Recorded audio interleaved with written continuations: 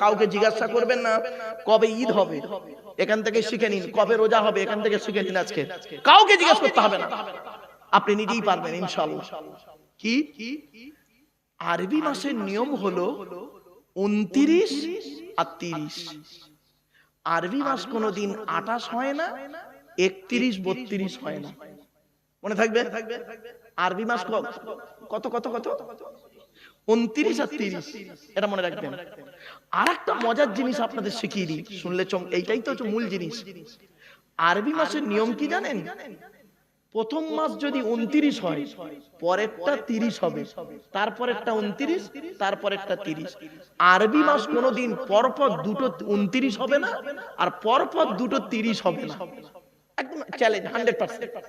এবার বলুন, যদি শাবান মাস, এই মাসটার নাম রজব মাস, এরপরে শাবান মাস, শবে বরাতের মাস যেটা বলে, শাবান মাস যদি 29-এ হয়, তাহলে চোখ বন্ধ করে বলবেন 30-এ রমজান মাস যাবে, মানে 30টা রোজা হবে, ঠিক আছে? আর শাবান মাস যদি 30-এ যায়, 30 তারিখে শেষ হয়, তাহলে চোখ বন্ধ করে বলবেন এবছর 29টা রোজা হবে, 30টা রোজা হবে। কিছু বুঝতে পারলেন না? বুঝতে পারেননি? এটা ভালো একটা জিনিস শিখলেন। যাক, আলোচনা যখন এলো এই ওই শাহরু রমাদান আল্লাযী উনজিলা ফীহিল কুরআন, ওই আয়াত যখন এলো, এইগুলো একটু জানিয়ে দিলাম বাপ, এগুলো মাথায় রাখবেন। আর একটা প্রশ্ন করব, শেখাবার জন্য নতুন জিনিস। আরে বলুন না, বলুন, একটা নতুন জিনিস শিখুন। আজ থেকে 2000 সালের ঘটনা। কি ঘটনাটা বলি আপনাদের। আচ্ছা, রমজান মাসে আপনারা ফিতরা দেন তো? মুসলমানরা ফিতরা দেয়। আচ্ছা, ফিতরা দেওয়া ওয়াজিব কখন? ঈদের চাঁদ দেখা থেকে নিয়ে ঈদের মাঠে নামাজ পড়া পর্যন্ত, এই টাইমের ভিতরে আপনার ফিতরা দেওয়া ওয়াজিব। ভালো করে বুঝুন, প্রশ্নটা বুঝুন আগে। ঈদের চাঁদ দেখা থেকে নিয়ে ঈদের মাঠে যাওয়া পর্যন্ত, এই টাইমের ভিতরে আপনার ফিতরা দেওয়া ওয়াজিব। তা ঈদের চাঁদ ধরুন আপনাদের এখানে উঠলো সন্ধ্যে 6টায়, আর আপনাদের এখানে ঈদের নামাজ কটায় হয়? জাস্ট একটা বলুন না, 8টায়। তাহলে কালকে সন্ধ্যে, আজকে সন্ধ্যে 6টা থেকে নিয়ে কালকের সকাল 8টার মধ্যে আপনাকে ফিতরা দিতে হবে, তাই তো? এটা ওয়াজিব। আপনি 20 রমজান ফিতরা দিলেন কি করে? আপনার তো তখন ফিতরা ওয়াজিবই হয়নি।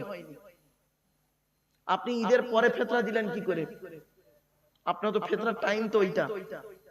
বেতেরের নামাজের টাইম কখন? বেতেরের নামাজ পর্যন্ত মুসলমানরা বেতের নামাজ বোঝে। বেতেরের নামাজের টাইম কখন? এশার নামাজের পরে। এশার নামাজের আগে বেতেরের নামাজ চলে? তাহলে এশার নামাজের আগে বেতেরের নামাজ পড়লেন কি করে? হবে না তো। তাহলে আপনি ফিতরা ওয়াজিব হয়েছে কখন? ঈদের চাঁদ দেখা থেকে নিয়ে আর ঈদের মাঠে যাওয়া পর্যন্ত, এই টাইমের ভিতরে তো ফিতরা ওয়াজিব। আপনি এই 20 রমজান ফিতরা দিলেন কি করে? ব্যাস, এই প্রশ্নটা এখন হয়েছে কি, আমি টাইটেলের ছেলেদের, মানে মাস্টার ডিগ্রি টাইটেল এমএম তখন ছিল এমএম, তো এমএম এর ছেলেদের পড়াতে পড়াতে আমি এই মশলাটা আলোচনা, মানে একটা কোরআনের আলোচনা করতে করতে আর হাদিসের একটা আলোচনা করতে করতে, আর এই আলোচনা ফট করে এসছে, আর এই বলে ফেলেছি। বললাম বল দেখি তোরা। ওরা তো অবাক। আপনারা প্রশ্ন বুঝতে পেরেছেন? তাহলে কি করে দিলেন? বেতেরের নামাজ তো হয়তো এশার নামাজের পরে, তা আপনার তো যখন ওয়াজিব হয়নি, 20 রমজান তো আপনার ফিতরা ওয়াজিব হয়নি, আপনি 20 রমজান একটা গরিবকে ফিতরা দিলেন কি করে? আবার করলেন ঈদের 4 দিন পরে একজনকে ফিতরা দিলেন কি করে? তাহলে কাজা করে ফেললেন। হ্যাঁ, সেই তো। এখন এই ওয়াজটা আমি করেছিলাম পশ্চিম বাংলার বাইরে কোন এক রাজ্যে, নাম বলছি না। এখন সেইখানের একজন মুসলমান মাস্টার, স্কুলের টিচার, উনি আমার বক্তব্যটা শুনছিলেন। শুনে ওনার মাথায় লেগেছে। উনি এখন করেছে কি বললে মারাত্মক প্রশ্ন। এখন উত্তরটা বাবা আমি স্টেজে আর দিইনি, ভুলে গেছি, আলোচনা করতে করতে ভুলে গেছি, নেমে এসেছি। ওনার মাথায় প্রশ্নটা রয়ে গেছে। এখন রমজান মাস পড়েছে, উনি এখন করেছে কি, ফোন করে পশ্চিম বাংলার বহু বক্তাকে ফোন করে জিজ্ঞাসা করছে এই মশলাটা কি হবে। এখন তো ওয়াজিবই হয়নি ফিতরা, আমি কি করে ফিতরা দেব? প্রত্যেক বক্তা বলেছে হ্যাঁ জায়েজ আছে। আরে জায়েজটা কেন আছে বলতে হবে তো, কারণ বলতে হবে তো নাকি? আরে ভাই বলুন না। কারণ বলতে হবে তো, তবেই তো আপনি জায়েজ বলবেন। কারণটা কি? তারপরে ঘুরে ঘুরে মশলাটা এই হতবাগার কাছে আসে। হঠাৎ আমার এক ছাত্র বলছে, সে এখন চাকরি করে, বলছে স্যার এরকম একটা মশলা এসছে, একটু বলুন না। কি? বলছে এরকম রোজার এই ব্যাপার। শুনে নিন, আজকের উত্তরটা বলে দিচ্ছি। প্রশ্নটা বুঝতে পেরেছেন আপনারা? আরে ভাই বলুন না একটু, প্রশ্ন বুঝতে পেরেছেন তো? এবার উত্তরটা শুনে নিন। ইবাদতের দুটো ভাগ। কটা? যতদিন বাজে মুসলিমদের বলে দিচ্ছি, ইবাদত দুই প্রকারের। কি? ইবাদতে মালি, ইবাদতে বাদানি। বাদান মানে শরীর, শরীর দিয়ে ইবাদত হয়, আর মাল দিয়ে ইবাদত হয়, টাকা পয়সা দিয়ে ইবাদত হয়। শরীর দিয়ে যে ইবাদত হয়, ওই ইবাদতের নির্দিষ্ট সময় আছে, ওই নির্দিষ্ট সময়ের মধ্যে করতে হবে। নির্দিষ্ট সময়ের আগে করলে হবে না, পরে করলে কাজা। কিছু বুঝতে পারছেন?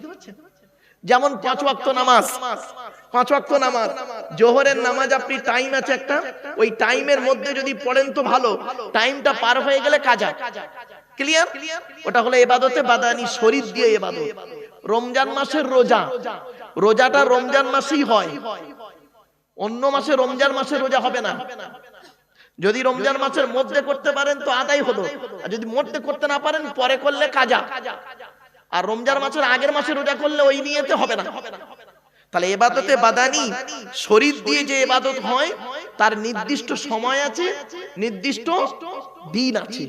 ক্লিয়ার? আর ইবাদতে মালি, মাল দিয়ে যে ইবাদত হয়, ওই ইবাদতের নির্দিষ্ট কোনো সময় নেই, নির্দিষ্ট কোনো তারিখ নেই, নিয়তটাই হলো মেন। তার মানে আমার ফিতরা ওয়াজিব হয়েছে কখন? সেই সন্ধ্যে 6টা থেকে নিয়ে সকাল 8টার মধ্যে ফিতরা ওয়াজিব। আমি নিয়ত করেছি যদি বেঁচে থাকি ফিতরাটা আমি আদায় করব, ওই জন্য 20 রমজানে ফিতরা দিয়ে দিলাম। ওর নির্দিষ্ট কোনো সময় নেই। যাকাত, ফিতরা, এইগুলো। তাহলে ইবাদতে দুটো ভাগ, ইবাদতে মালি, ইবাদতে বাদানি। এমন একটা ইবাদতের নাম বলতে পারেন আপনারা যার মধ্যে ইবাদতে মালি আছে, আবার ইবাদতে বাদানি আছে। শরীর দিয়ে ইবাদত হবে, আবার মাল দিয়েও করতে হবে। সেই ইবাদতটার নাম কি জানেন? হজ। কি বললাম? হজ। হজ, হজটা হলো ইবাদতে বাদানি, শরীর দিতে হবে। হজে যে কি হয়, যারা হাজী সাহেব আছে ওরা বোঝে, ওমরা টোমরা যারা করেছে না ওরা বুঝতে পারছে। শরীর দিয়ে ইবাদত, আবার ওই নির্দিষ্ট সময় আছে। জিলহজ মাসের 10 তারিখেই হজ, ওই সময়ের মধ্যে করতে হবে, আবার টাকাও লাগবে। তাহলে মালি বাদানি দুটো হলো ইবাদতের নাম হজ, আর ইবাদতে মালি, ইবাদতে বাদানি। উত্তরটা পেলেন আপনারা? আমার বাপেরা, এসব আলোচনা না খুব ডিপলি আলোচনা, আলেম উলামাদের কাছে খুব ভালো লাগবে, কিন্তু আম মানুষ যারা বুঝতে পারে না তাদের কাছে মনে হবে যেন গল্প করছে বেকার বেকার। চলুন এবার প্রশ্ন করুন কোরআনকে। কোরআন তুমি বলো, তুমি পৃথিবীতে নাজিল হলে কবে? কোরআন বলছে রমজান মাসে নাজিল হয়েছি। আবার প্রশ্ন করুন কোরআন তুমি বলো, রমজান মাসে নাজিল হয়েছে, কোন তারিখে নাজিল হয়েছে বলো? কোরআন নিজেই বলছে ইন্না আনজালনাহু ফি লাইলাতিল কদর, আমি লাইলাতুল কদরের রাতে কোরআন নাজিল হয়েছি। এজন্য আপনাদেরকে অনুরোধ করে বলে যাচ্ছি, লাইলাতুল কদরের রাতটা ইবাদতের রাত। এখন লাইলাতুল কদরটা কবে?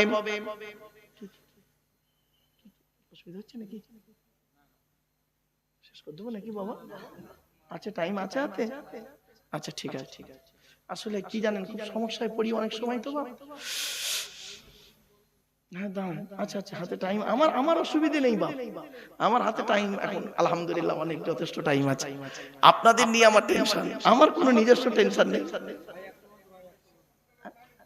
জি আমার বাপেরা আসেন, একটু করে বোঝার চেষ্টা করুন। আমি চেষ্টা করবো, I shall try my best. আমি চেষ্টা করবো আমার ভালোটা আপনাদের কাছে তুলে ধরতে পারবো। চলেন এবারে আসছি, কোরআনকে প্রশ্ন করাও। কোরআন তুমি বলো, তুমি কাদের জন্য এসেছো? কোরআন বলছে হুদাল লিন্নাস ওয়া বাইয়িনাতিম মিনাল হুদা ওয়াল ফুরকান, আমি কোরআন মানুষের হেদায়েতের জন্য এসেছি। আমি ওই স্যারকে বলছি, স্যার কোরআন এসেছে মানুষের হেদায়েতের জন্য, মানুষকে সঠিক পথে চালনা করানোর জন্য কোরআন। আপনি কি মানব জাতির মধ্যে নয়? অবশ্যই। তাহলে আপনারা এই কোরআন থেকে শিক্ষা নিতে হবে। আর মুহাম্মদ সাল্লাল্লাহু আলাইহি ওয়াসাল্লাম কি শুধু মুসলমানদের নবী? না, ভুল ধারণা। কোরআনে আল্লাহ নিজেই বলছে, শুনে নিন। উনি নোট করছেন, শুনে নিন। মুহাম্মদ সাল্লাল্লাহু আলাইহি ওয়াসাল্লাম কাদের নবী? 9 নম্বর পারার 9 নম্বর পৃষ্ঠার 11 নম্বর লাইন, সূরার নাম সূরা আরাফের মধ্যে আল্লাহ পাক বলে দিলেন, কুল, নবী তুমি বলো, ইয়া আইয়ুহান নাস, হে মানব জাতি।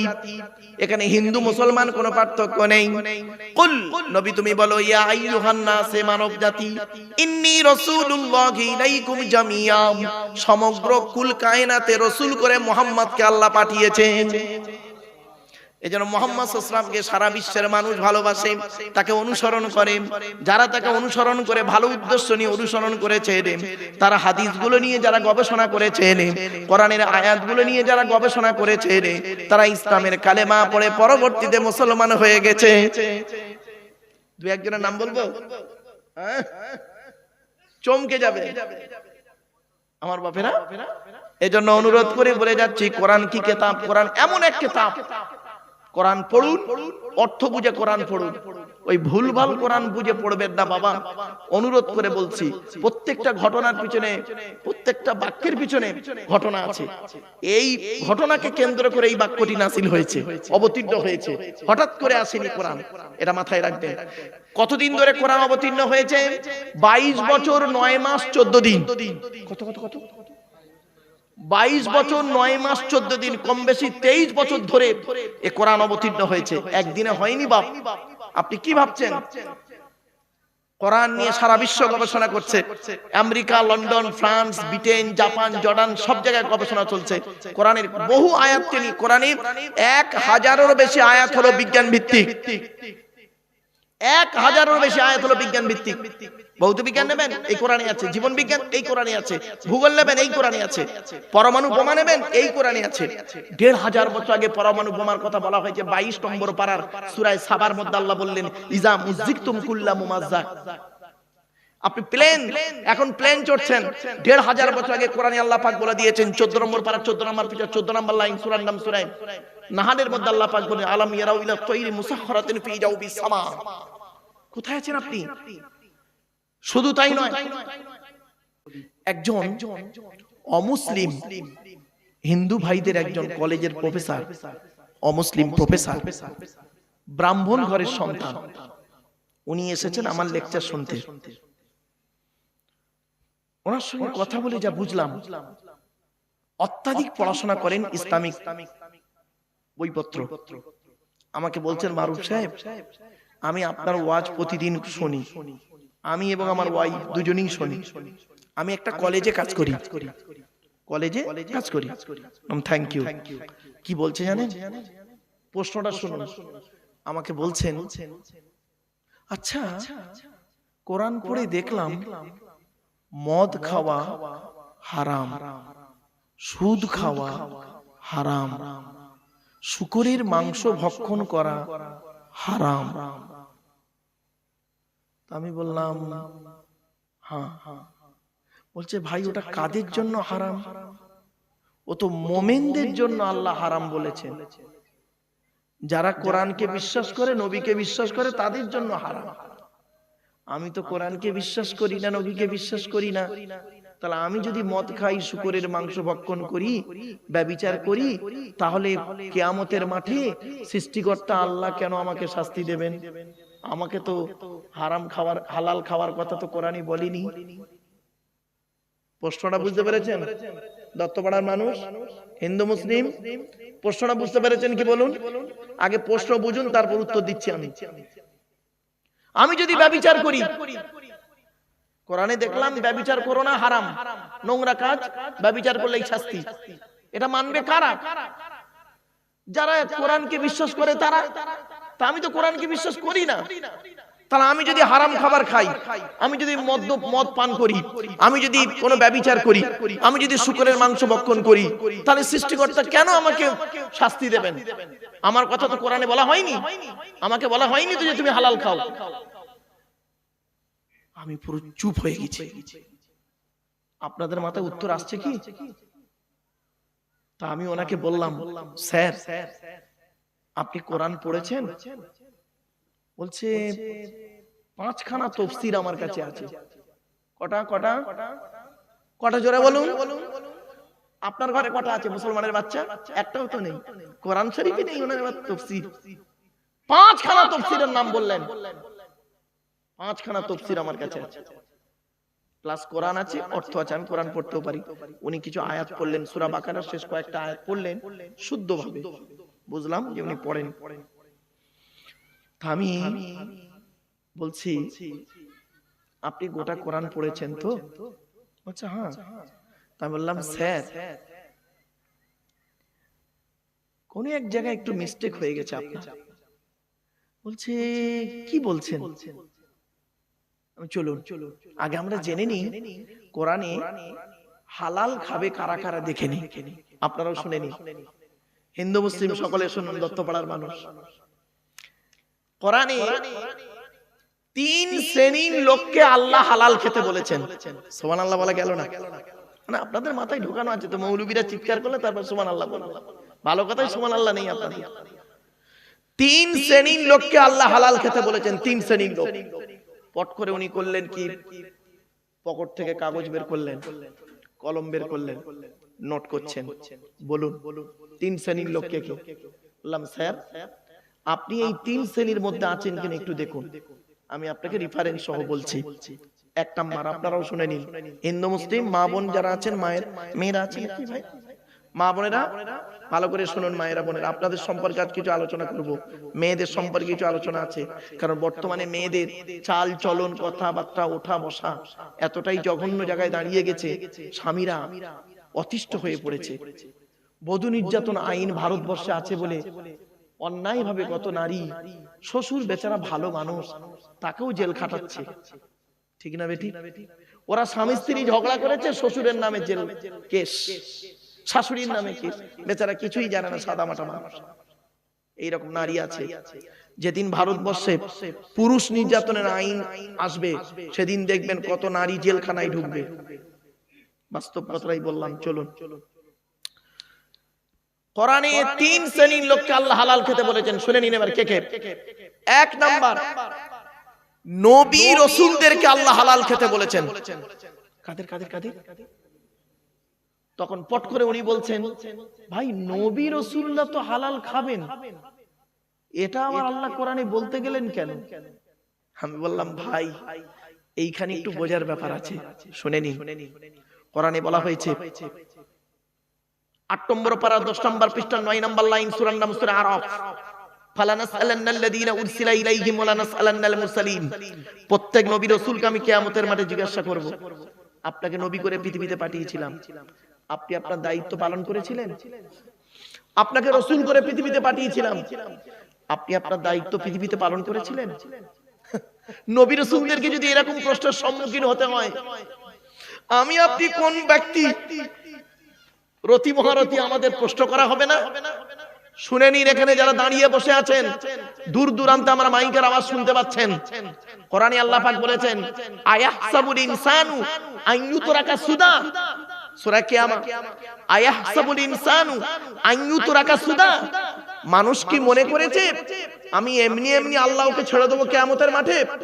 এত সহজে নয়।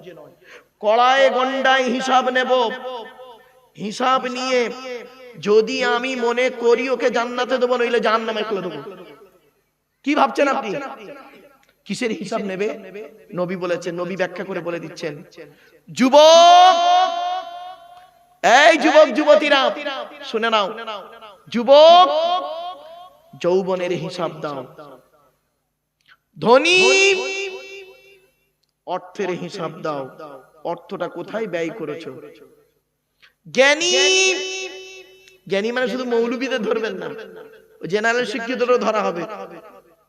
জ্ঞানী, জ্ঞানের হিসাব দাও, তোমার জ্ঞান দ্বারা মানুষের ক্ষতি হয়েছে না মানুষের লাভ হয়েছে, হিসাব দাও। বাড়ি থেকে ভাববে। এবার আয়াতটা শুনুন কোথায় লেখা আছে। নবী রাসূলদেরকে হালাল খেতে বলেছেন। 18 নম্বর পারা, 18 নম্বর পারা বা খণ্ডের 4 নম্বর পৃষ্ঠাতে 8 নম্বর লাইনে সূরার নাম সূরা মুমিনুনের 54 নম্বর আয়াতে আল্লাহ বলেন, ইয়া আইয়ুহার রাসূল কুলু মিনাত তাইয়্যিবাতি ওয়া'মালু সালিহান ইন্নী বিমা তা'মালুনা আলীম। ইয়া আইয়ুহার রাসূল, রাসূল নয়, রাসূলের বহুবচন হলো রসুল, সিঙ্গুলার হলো রাসূল, আর ওর বহুবচন প্লুরাল হলো রসুল। এই জন্য ওয়াহিদ আর জমার জ্ঞান যদি না থাকে, সিঙ্গুলার প্লুরালের জ্ঞান যদি না থাকে তো গেল। ইয়া আইয়ুহার রাসূল, হে রাসূলগণ, হে রাসূলগণ, একটা নবী নয়, হে রাসূলগণ, কুলু মিনাত তাইয়্যিবাতি ওয়া'মালু সালিহা, আপনারা পৃথিবীতে হালাল খাবার খান আর ভালো ভালো কাজগুলো করুন। কি বললো, কি বললো ভাই? হালাল খাবার খেতে আর কি বললো? ভালো ভালো কাজগুলো করুন। তখন উনি আমাকে কি বলছে শুনবেন, স্যার আমি নবীও নই রাসূলও নই। আমি বললাম স্যার আমিও নবীও নই রাসূলও নই, তাহলে 1 নাম্বারটা বাদ। বলা হ্যাঁ বাদ। লিখে নিলেন, আয়াত, লাইন, পারা, পৃষ্ঠা সব লিখলেন, ভালো। দ্বিতীয় নাম্বারটায় পড়ি কি দেখুন তো, চলুন তো দেখি। যারা আল্লাহকে বিশ্বাস করে, নবীদেরকে বিশ্বাস করে, ইসলামিক পরিভাষায় তাদেরকে বলে মোমেন। কি বললাম বাবা? মোমেন। আচ্ছা, এখানে অনেক মোমেন আছেন, আপনারা আল্লাহকে বিশ্বাস করেন, নবীকেও বিশ্বাস করেন, ঠিক কিনা? বলুন না। তাহলে আপনারা মোমেন, আমরা মোমেন। আমাদের সম্পর্কে কি বলছে দেখি, কোরআন বলছে হালাল খেতে, দেখুন, ইয়া আইয়ুহাল্লাযীনা আমানু কুলু মিন তাইয়্যিবাতি মা রাযাকনাকুম ওয়াশকুরু লিল্লাহি ইন কুনতুম ইয়্যাহু তা'বুদুন। 2 নম্বর পারা 4 নম্বর পৃষ্ঠা 14 নম্বর লাইন, সূরার নাম সূরা বাকারার 172 নম্বর আয়াত। হে ঈমানদার বান্দাগণ, কুলু মিন তাইয়্যিবাতি মা রাযাকনাকুম, আমার দেওয়া হালাল রিজিক গুলো তোমরা ভক্ষণ করো। তখন উনি আমাকে বলছেন, স্যার আমি মুমিন নই, আমি মুমিন নই। বললাম সে তো জানি স্যার, আমি কিন্তু মুমিন, আমার জন্য ওই আয়াতটা প্রযোজ্য। তাহলে দ্বিতীয় নাম্বারটা বাদ হলো। এবার বলছি ওনাকে, স্যার 3 নাম্বারটা আপনি পড়েন কি একটু দেখুন তো। বলছে বলুন। দেখছেন, শুনুন এবার, ইয়া আইয়ুহান নাসু কুলু মিম্মা ফিল আরদি হালালান তাইয়্যিবা ওয়ালা তাত্তাবিউ খুতুওয়াতিশ শাইতান ইন্নাহু লাকুম আদুবুম মুবিন। 2 নম্বর পারা 4 নম্বর পৃষ্ঠার 8 নম্বর লাইন, সূরার নাম সূরা বাকারার 168 নম্বর আয়াত, 168। ওটা কত বললাম? 172। কত বললাম? মুমিনদেরকে বললো কত? 172। আর এটা কত? 168। বাড়িতে গিয়ে খুলে দেখবেন। এর বাংলা মানেটা এবার শুনুন, ইয়া আইয়ুহান নাস, হে মানব জাতি। নাস মানে মানব, মানুষ। আমি বললাম স্যার আপনি কি মানুষ মানব জাতির মধ্যে পড়েন? বলছে মানব জাতির মধ্যে পড়ি, আমি আদমের সন্তান। বললাম স্যার আল্লাহ বলছেন ইয়া আইয়ুহান নাস, হে মানব জাতি, কুলু মিম্মা ফিল আরদি হালালান তাইয়্যিবা, পৃথিবীতে আমার দেওয়া হালাল রিজিকগুলো তোমরা ভক্ষণ করো, আর শয়তানের পথকে অনুসরণ করিও না। শয়তান হলো তোমাদের প্রকাশ্য দুশমন। পুরো গালে হাত। বললাম স্যার আপনি ভাবছেন শুধু মুসলমানরা হালাল খাবে না, শুকরের মাংস খাওয়া শুধু মুসলমানদের জন্য হারাম না? আপনি ভাবলেন মদ খাওয়া শুধু মুসলমানদের জন্য হারাম, আপনি ভাবলেন না? বলছে আপনি আমার চোখটা খুলে দিলেন আজ। এবার শুনুন, উনি আরো অনেক তথ্য নিলেন ওখানে বসে বসে আমার থেকে। তা আমি বললাম, স্যার এবার আসছে, আপনার কি ধারণা হয় কোরআন শুধু মুসলমানদের জন্য এসেছে? কোরআন মুসলমানদের জন্য এসেছে নাকি শুধু? না, কোরআনকেই প্রশ্ন করা হোক, কোরআন তুমি বলো, তুমি কাদের জন্য এসেছো? তুমি কোথা থেকে এলে? তোমাকে কে নিয়ে আসলো? তুমি কার উপরে নাজিল হলে? তোমার মধ্যে কি আছে? তুমি মানুষকে কি দিতে এসেছো? প্রশ্ন করুন কোরআনকে। কোরআন নিজেই উত্তর দিচ্ছে, ওরে দুনিয়ার মানুষ, দত্তপাড়ার মানুষেরা শোনো, আমি কোরআন, আমাকে তোরা প্রশ্ন করো, কোরআন তুমি কোথা থেকে এলে? কোরআন নিজেই জানিয়ে দিচ্ছে, তানজিলুম মির রাব্বিল আলামিন, আমি কোরআন আল্লাহর তরফ থেকে নাজিল হয়েছি। আবার কোরআনকে প্রশ্ন করুন, কোরআন আল্লাহর তরফ থেকে নাজিল হয়েছে, বুঝলাম, তোমাকে পৃথিবীতে কে নিয়ে আসলো? কে এনেছে? কে এনেছে? জিবরাইল ফেরেশতা। কে কে কে? ওই জিবরাইল ফেরেশতার অপর নাম কি জানেন? রুহুল আমিন। কি বললাম? কি বললাম? জিবরাইল ফেরেশতার অপর নাম হলো রুহুল আমিন। রুহুল আমিন। কোরআন বলছে আমাকে কে নিয়ে এসেছে পৃথিবীতে? শোন, নাজালা বিগির রুহুল আমিন, সূরা শুআরা 19 পারা 14 নম্বর পৃষ্ঠা। কোরআন বলছে আমাকে রুহুল আমিন ফেরেশতা পৃথিবীতে এনেছে।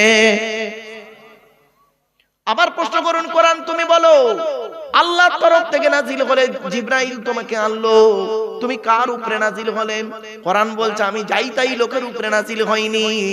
ওয়াল্লাযীনা আমানু ওয়া আমিলুস সলিহাতি ওয়া আমানু বিমা নুজিলা আলা মুহাম্মাদিন ওয়া হুয়াল হাক্কু মির রাব্বিহিম। 26 নম্বর পারা 6 নম্বর পৃষ্ঠা 1 নম্বর লাইন। সূরার নাম সূরা মুহাম্মাদের মধ্যে আল্লাহ বললেন আমি, কোরআন বলছে আমি মুহাম্মাদের উপরে নাজিল হয়েছি। আবার প্রশ্ন করুন, মুহাম্মাদটা আবার কে? নতুন নাম শুনলাম মুহাম্মদ কে? কোরআন বলছে ওরে মুহাম্মদ তো অনেক নাম ছিল তখন, ওর অন্য কোন মুহাম্মদ নয়। কোরআন বলছে মুহাম্মাদুর রাসূলুল্লাহ, মুহাম্মদ হলো আল্লাহর প্রেরিত রাসূল। আচ্ছা, মুহাম্মদের পরে কি কোনো নবী হবে? কোরআন বলছে আলতু ফালতু কথা মন ধারণা করিস না। কোরআন বলছে মা কানা মুহাম্মাদুন আবা আহাদিম মির রিজালিকুম ওয়ালাকির রাসূলুল্লাহি ওয়া খাতামান নাবিয়িন ওয়া কানা আল্লাহু বিকুল্লি শাইইন আলিমা। 22 নম্বর পারা 2 নম্বর পৃষ্ঠা 12 নম্বর লাইন। সূরার নাম সূরা আহজাব। মুহাম্মদ কারো বাপ নয়, মা নয়। ওয়ালাকির রাসূলুল্লাহ, মুহাম্মদ হলো আল্লাহর প্রেরিত রাসূল। ওয়া খাতামান নাবিয়িন, আখিরি জামানার শেষ নবী। আবার প্রশ্ন করুন কোরআনকে, তুমি হে কোরআন তুমি আল্লাহর তরফ থেকে নাজিল হলে, জিবরাইল তোমাকে আনলো, মুহাম্মাদের উপরে নাজিল হলে, কবে এলে? কবে এলে? কোরআন বলছে শোন কবে এসেছি আমি একটা সুন্দর ভালো মাসে এসেছি।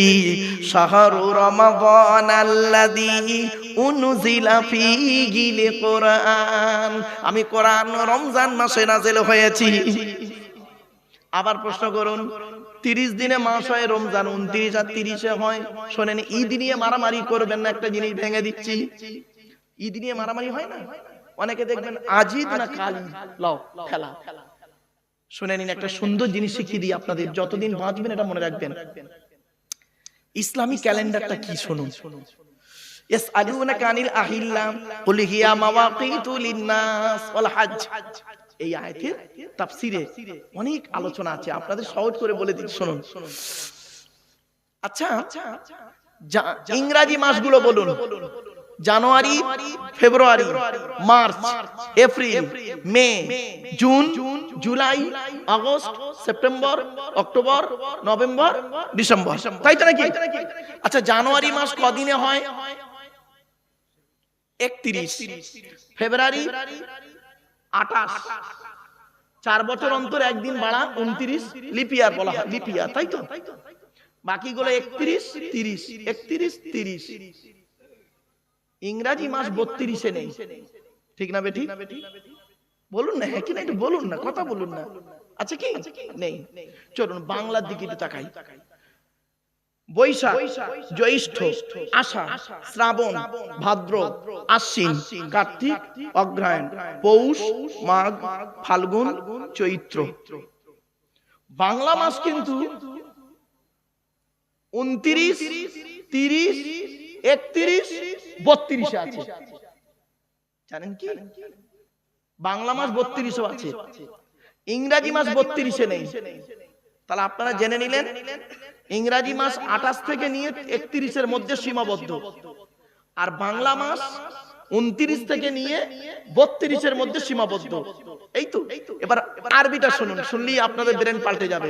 আচ্ছা বাপেরা শুনবেন, একটু খেয়াল করে বলুন তো দেখি, এবছর যে মাসে ইংরাজি যে তারিখে রোজা হয়, আগামী বছর দেখবেন 11 দিনের ডিস্টেন্স হয় না? কি করে হলো? বাংলা ইংরাজি মাস হলো ইংরাজি বছর হলো 365 দিনে বছর। কত 365 দিনে বছর।